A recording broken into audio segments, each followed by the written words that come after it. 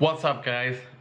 No coffee! I've just run out of coffee, so we're gonna start today's vlog with a taste test of some random ass drink I found at the local CNU, Suzu. Here you go, look. Raw tea. No idea. Literally no idea what possessed me to buy this, but it's raw tea, so yeah, let's give it a try. Bottoms up.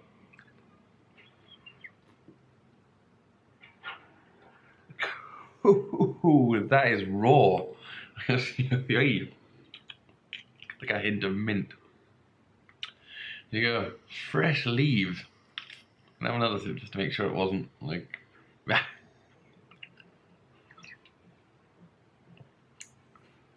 Nope. Still just as raw. Let that be a lesson to you. Never forget to reorder coffee before you run out, or you'll end up like me, drinking raw tea. Blech.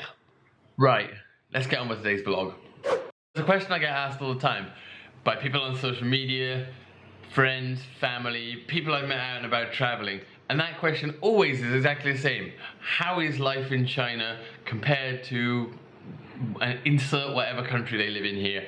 How do you find it? Is it scary? Oh, you're very brave. So today, I'm gonna try and give you a little peek, a little snapshot at what life as a foreigner, at least from my point of view, is like here in China. So a while back, Prozzie Sea Milk from Laowai Life made a good video. What's it like being a foreigner in China? And they pretty much nailed it. English teacher in China that works at a training center, the entrepreneur, I would say. There's another type of foreigners I think you've noticed, and that's like the banker.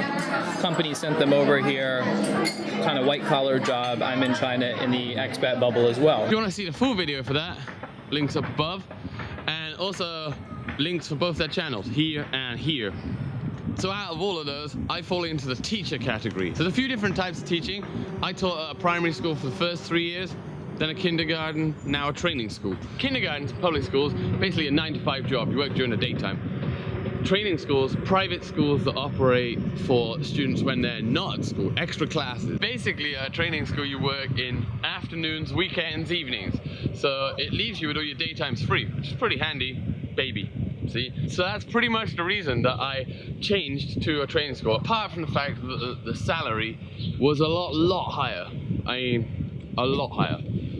Not only the salary was a lot higher, but it means with my son, I don't have to pay for childcare. My wife goes to work during the daytime. She has a regular 9-to-5. So essentially when I first came here, coming from a 9-to-5 kind of working environment, you think working a weekend kind of sucks. But no, it means instead of 2 days off a week, you've essentially got 5. So for the money, I probably earn double, if not more than double, the national minimum wage in England, for example. But yeah, I only work 20 hours a week, 25 hours a week. So who as a parent can actually say that they spend most of their time with their children, and actually earns more than the average person does? So it's absolutely a no-brainer.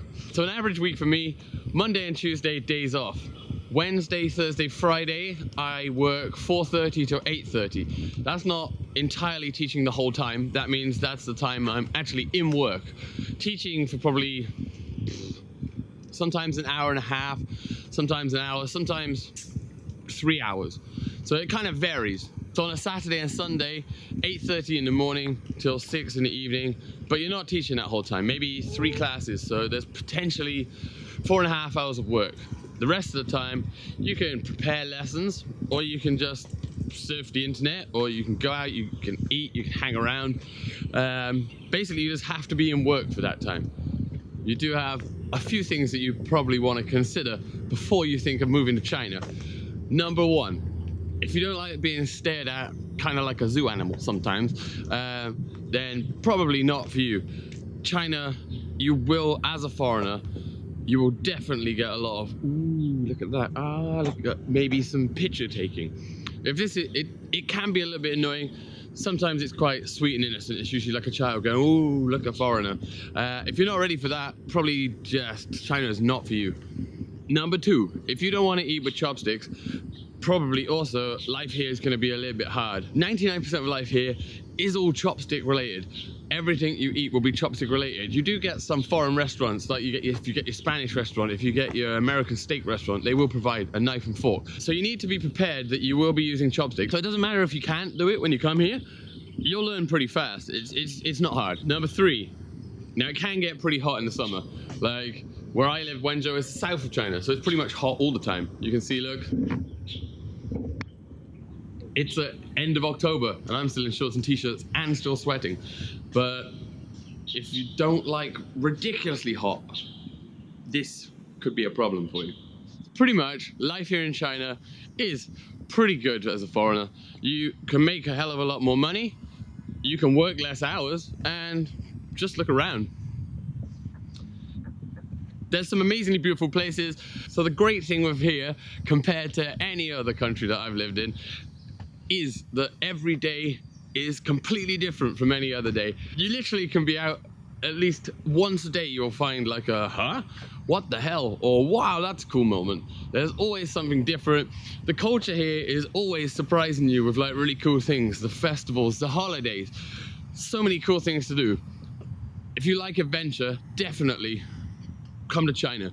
For anybody that's interested in teaching here in China or doing any of the other things you can do here in China, there are plenty of online resources, plenty of online websites to have a look. That's exactly how I found this. I literally came here because I was sat home on the internet looking for jobs because I was bored with my current job. Whoops, almost fell on the floor. This is a kind of hard path to walk on. And yeah, I essentially found this completely by accident, but there is hundreds of jobs going here all the time. They're always looking for people to come here and teach. My school at the minute is actually looking for 8 more foreign teachers and they are crying out for them. So if you have a sense of adventure or you just want to do something completely different, maybe be that gap year, be that like a complete move of life to China, totally recommend this. Anyway guys, you know the drill. Like, subscribe, share, and I'll see you next time.